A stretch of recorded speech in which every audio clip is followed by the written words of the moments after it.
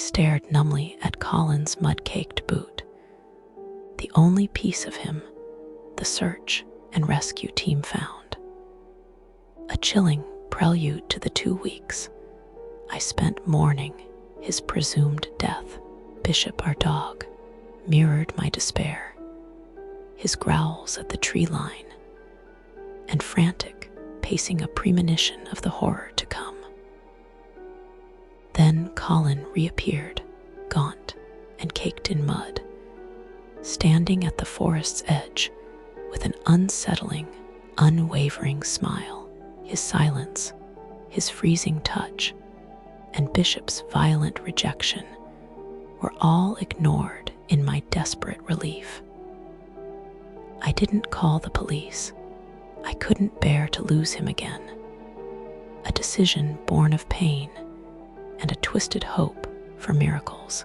He remained mute, watching, staring, his normal facade only cracking when he gagged at his favorite steak, demanding only red berries, his voice flat and alien.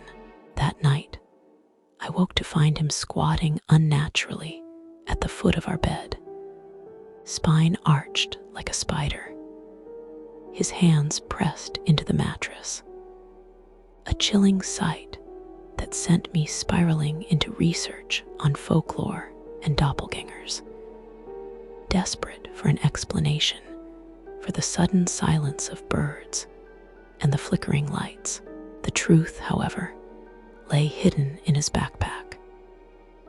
A mud-stained notebook containing frantic entries detailing his encounter with an entity that mimicked him, spoke with his voice, and offered a terrifying trade on day 10, culminating in a desperate, scrawled apology. My blood turned to ice. Where's my husband? I confronted the smiling imposter, his feigned confusion and chilling confirmation. You're right, but I remember everything about him and about you. I wear him well, don't I? Sent me fleeing to the guest room. Bishop's fur my only comfort as I listened to its pacing, whispering, and animalistic growls. Though it vanished at dawn, I remained trapped by fear and a desperate, sick hope for a reversal. The following night, eerie, vibrating singing from the forest revealed more pale, tall, smiling figures dancing amongst the trees. My high school boyfriend, my dead sister, my mother, all impossibly present, all terrifying imitations. And then I saw what had once been Colin, waving with that same chilling smile. I slammed the window shut, shattered dot in town. I sought out an ancient Mi'kmaq woman who ran an herb shop. She listened to my tale without a blink, then asked the chilling question. You didn't bury his clothes, did you? Her words, they took his name, his skin. You left the door open, dear. You fed it, confirmed my deepest fears. The forest, she explained, doesn't waste. It recycles. And it's always hungry, always offering a choice. My desperate plea to bring him back was met with a stark no.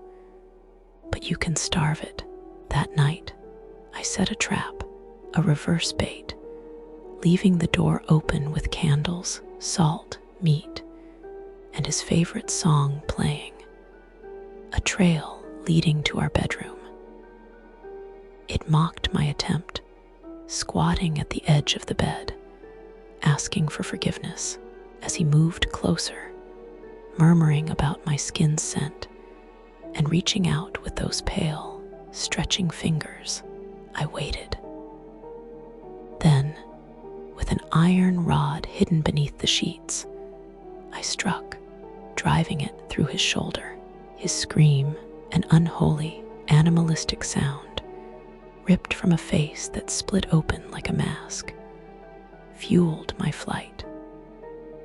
I locked myself in the bedroom, hiding in the attic, listening to its howls and the shaking of the house.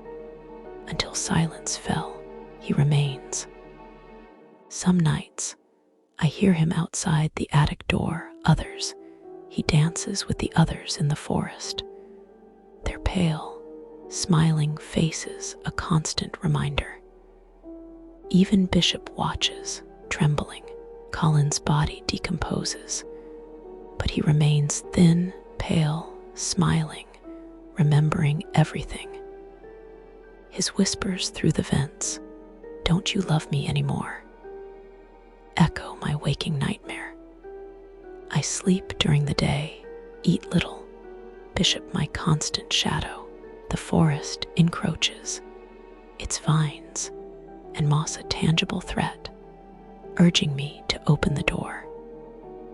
But I won't. I've learned that something worse than death lives in those woods, something that wears the face of the person you love most. Like and subscribe. Hope you enjoyed this story. That's all for next time.